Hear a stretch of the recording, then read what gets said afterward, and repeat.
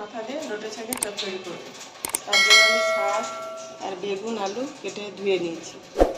এই দুটো মাথা নিয়েছি, আর তার সঙ্গে দেবো গোটা লঙ্কা ফোড়নে দেবো, এই বড়ি দেবো, পেঁয়াজ কুচি, কাঁচা লঙ্কা কুচি, কাঁচা ছোলা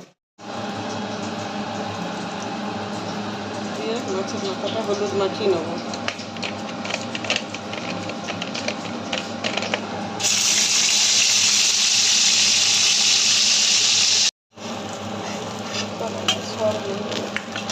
এবার আমি বড়িটা ভেজে নেব। ভাজা হয়েছে, এবার তুলে নেব। ফোড়নে আমি শুকনো লঙ্কা দিয়ে দেবো, পাঁচ ফোড়ন দেবো, কাঁচা লঙ্কা পেঁয়াজ কুচি দেবো, আদা বাটা দেবো, পরিমাণ মতো হলুদ দেবো, পরিমাণ মতো নুন দিয়ে দেবো, ছোলাটা দিয়ে দেবো, মাছের মাথাটা দিয়ে দেবো,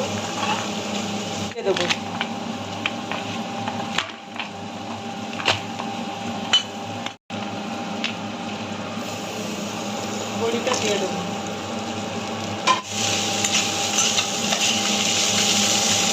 আপনারা এইভাবে লোটে শাকের চচ্চড়ি বানিয়ে খেয়ে দেখবেন, ভালো লাগবে। আমরা তো খাই। ও শাকটা দিয়ে দেবো।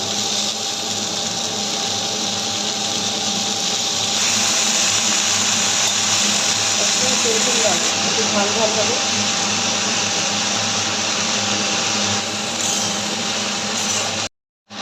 ঢাকনাটা দিয়ে দেবো।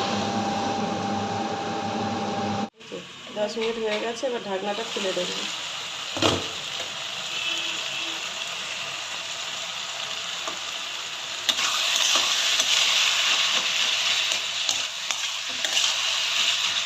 অল্প করে চিনি দেবো।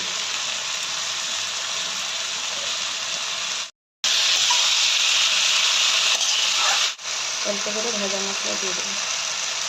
হয়ে গেছে।